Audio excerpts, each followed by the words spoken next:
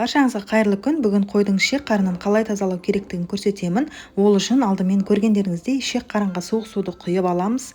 Неге десеңіздер, ішектерді тазалаған кезде үзіліп кетпес үшін салқындату керек. Одан кейін қарын сыртын орап тұрған шарбы майы дейді. Шарбы майын аламыз. Және қойдың ішек қарынын оңай тазалау жолын көрсететін боламын. Сол себепті видеоны өткізбей соңына дейін көріңіз.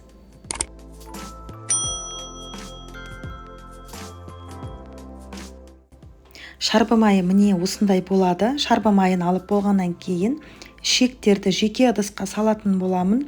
Өйткені тазалаған кезде өзімізге ыңғайлы болады.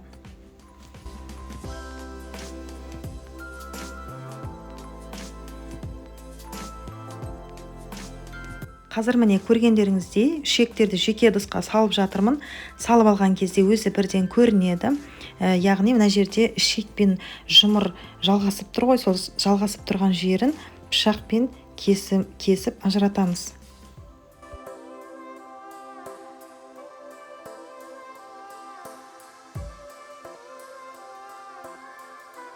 Ішек пен қарынды бір-бірінен ажыратып алғаннан кейін ішекті қойып қоямыз да ең алдымен қарынды тазалаймыз. Ол үшін жұмыр жағын шаятын боламыз. Жұмырдың төменгі жағынан жіппен жақсылап байлаймыз. Себебі астынан су кетіп қалмас үшін. Одан кейін байлап болған соң жұмырдың жоғарғы жағынан пышақпен кесіп аламыз да сол жерден суды құйып жұмыр бөлігін тазалаймыз. Өйткені жұмырда қатпарлар көп болғандықтан сол жерді бірінші жақсылап тазалап алуымыз керек. Пышақпен осылай кесіп аламыз да алдымен суық суды жібереміз.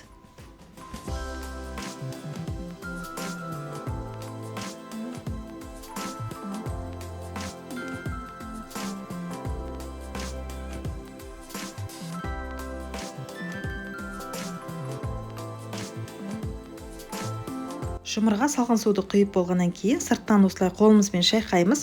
Әсіресе көп қатпарлы жағын осылай қолымызбен шайқаймыз және сол кезде жұмыр жұмсарып босайды. Осылай 2 немесе 3 рет тазаласаңыздар болады.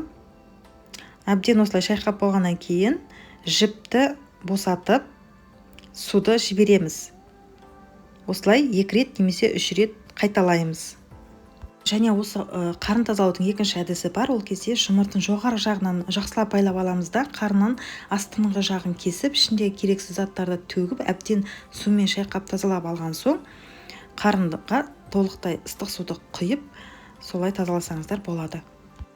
Жұмырды тазалап болғаннан кейін жіпті, жұмырдың астында қарын бөлігі бар кішкентай, сол қарынның астынан жіппен жақсылап байлап аламыз да қайнап тұрған ыстық суды құйып тазалайтын боламыз. Сол кезде қарын бірлері жібіп түсетін болады.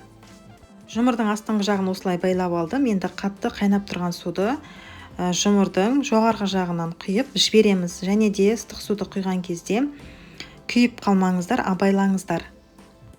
Суларыңыз қатты қайнаған су болу керек. Егер де жай қайнаған су болса, ішіндегі бірлер дұрыс жібімей қалуы мүмкін.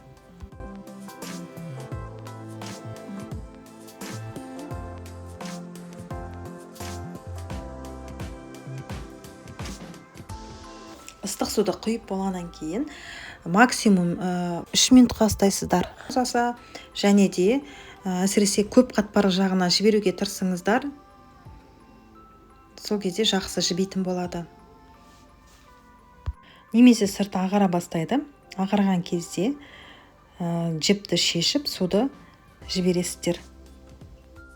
Егер ыстық суды көп ұстап қойсаңыз, қарын бірлері пісіп кетуі мүмкін. Сол себепті солғанда мұқият қараңыз. Және пісіп қалса, ол дұрыс тазаланбай қалады.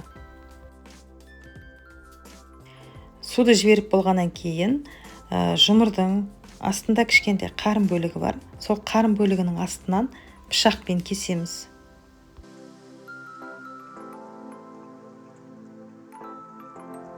Осылай тартып ұстап тұрып кесеміз және кескен кезде абайлаңыздар, былғап алмаңыздар. Осылай кесіп жұмырды бөлек аламыз. Және үлкен қарынның ішіндегі керексіз заттарды сыртқа төгіп, ішін жақсылап сумен шайып аламыз да қойып қоямыз. Алдымен жаңағы жұмырды алып тазалаймыз сыртын, шаямыз жақсылап, тұз себеміз.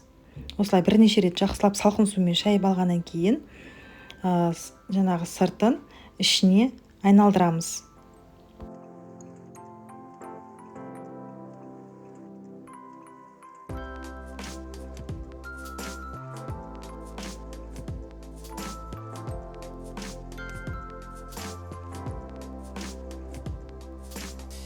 Саусағымызбен осылай айналдырамыз, және бір жақ шеті көрінеді. Сол кезде қолымызбен ұстап шығарып аламыз.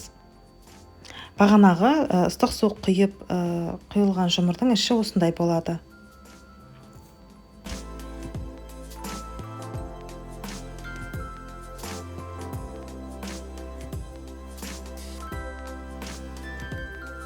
Міне мынау көп қатпарлы жағы және қарын бөлігі. Енді осыны пышақпен тазалаймыз. Тазалаған кезде міне оңай түсіп жатыр бірлері, немесе қолмен де түседі. Қатпарлы жағы да жұмсақ, оңай тазаланып жатыр.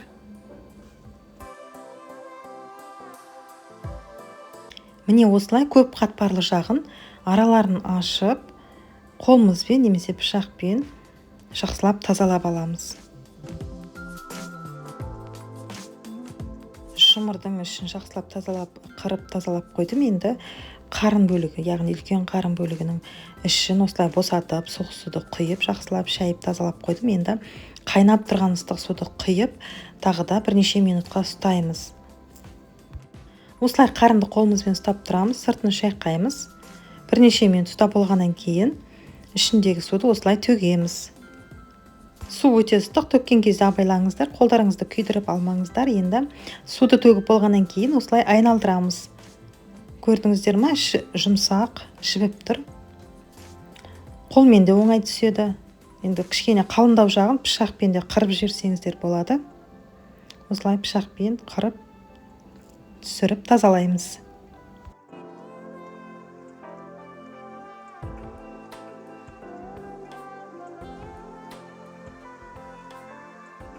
Міне көргендеріңізде бағанағы жұмыр осылай тазаланды, әппақ әдемі болып тазаланды.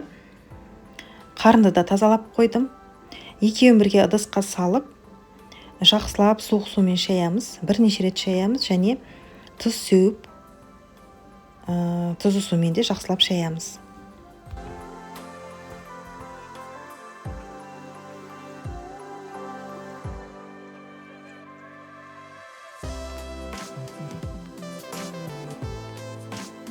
Бірінші осылай тұзды сумен шайып аламыз.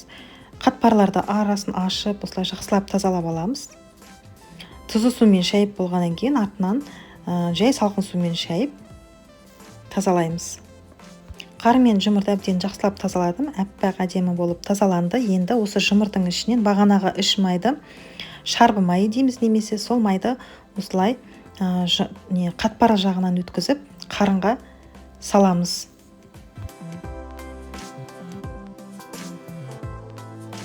Міне осылай іш майды қарынға өткізіп қойдым. Бұны бізде жұмыр майы деп атайды. Қарын мен жұмырды тазалап болдым. Енді бағанағы ішекті тазалайтын боламын. Бағанағы кескен жер осылай шығып тұрады. Сол жерден қолымызбен ұстап тартамыз. Ішекті тартқан кезде өз жолымен осылай ажырайтын болады. Бұл аш ішек. Осылай ішекті ажыратқан кезде өте абайлаңыздар, жарылып кетуі мүмкін. Жарылып кетсе ішектеріңіз былғанып қалады.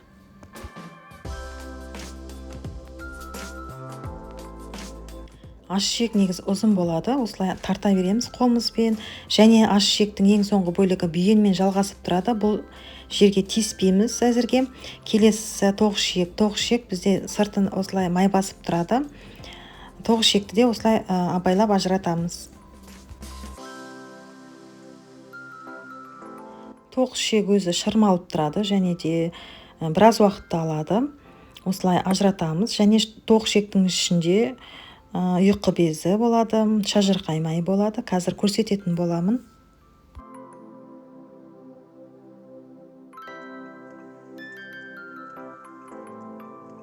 Бұл міне шажырқай майы. Шажырқай майын қалай білесіз? Ол шажырқай майында бездер көп болады.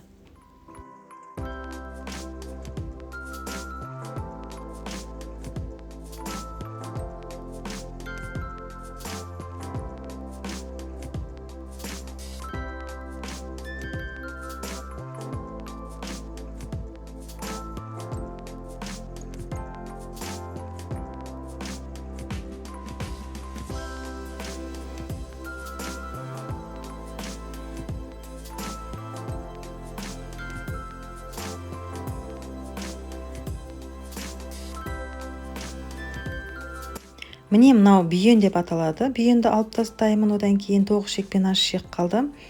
Тоғыз ішекті қазір осылай аламыз. Тоғыз ішек менде қазір тоғыз ішек тазалайтын боламын, алып қаламын. Тоғыз ішектің сырты осындай майлы болады.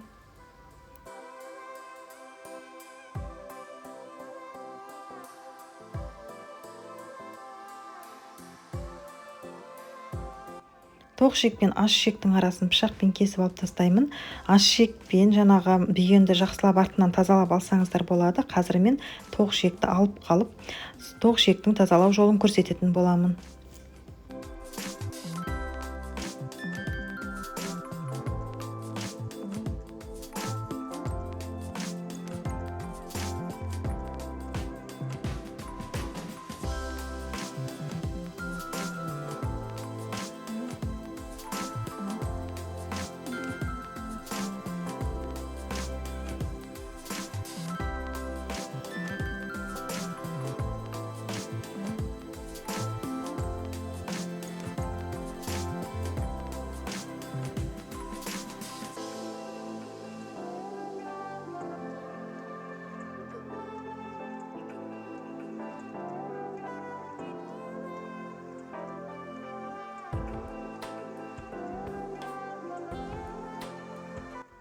Бағана айтқандағыдай бұл ұйқы безі деп аталады. Ұйқы безі осындай болады. Қолмен үзілмей жатыр. Қазір пышақпен кесіп аламын. Ұйқы безі осындай болады. Келесі шажырқай майы бар деп айттым. Шажырқай майын осылай ажыратып аламыз тоғыз ішектен.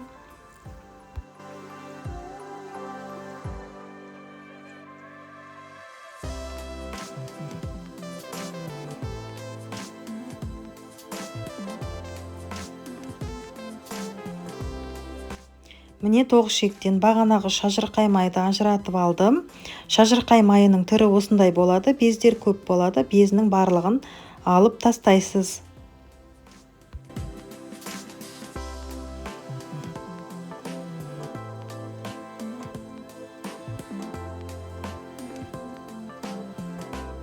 Енді бізде тоғыз ішек қалды. Тоғыз ішектің бір шетін осылай ұстап, суды құйып тазалаймыз. Тазалаған кезде жарылып кетуі мүмкін. Абайлап тазалаймыз. Осылай судың көмегімен ішектің ішіндегі керексіз заттарды шығарып тастаймыз.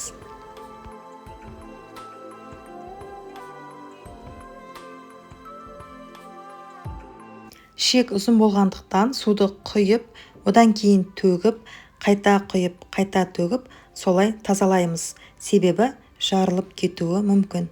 Тоғыз ішекті тазалап болдым.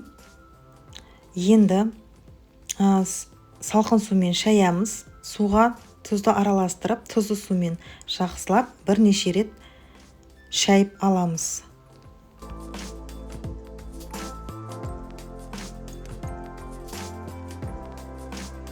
Ішекті әбден тазалап болғаннан кейін осындай таяқшаның көмегімен ішектің сыртын ішіне айналдырамын.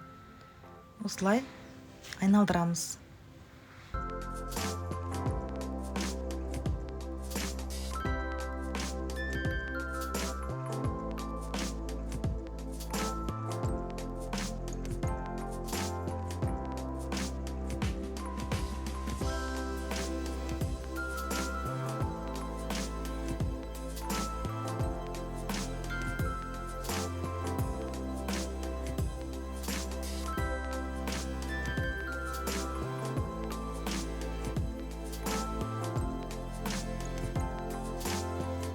Ішектің бір жақ шеті шықты. Осылай екінші қолымызбен ішекті ұстап тұрып тартамыз.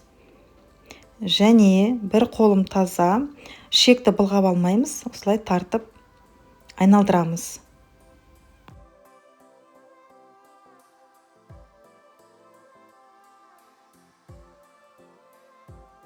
Айналдырған ішектің іші осындай болады. Үстінен салқын суды құйып, тұз сеуіп, жақсылап бірнеше рет шайып аламыз.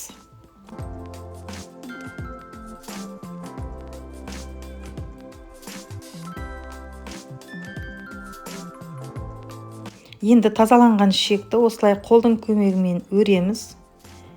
осылай өреміз, міне көргендеріңіздей.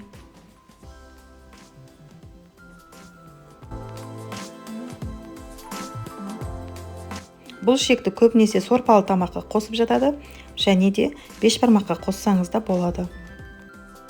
Ішек қарын тазалау жолдары негізінде оңай, қиындығы жоқ. Сіздер де осылай жасап көрсеңіздер болады. Міне өрілген ішек осындай болады, өріп біттім. Ішек қарындар осындай әппақ әдемі болып тазаланды. Сізге осы видео ұнаған болса, маған лайк басып, комментарий жазып қалдыруды ұмытпаңыз. Сау болыңыздар.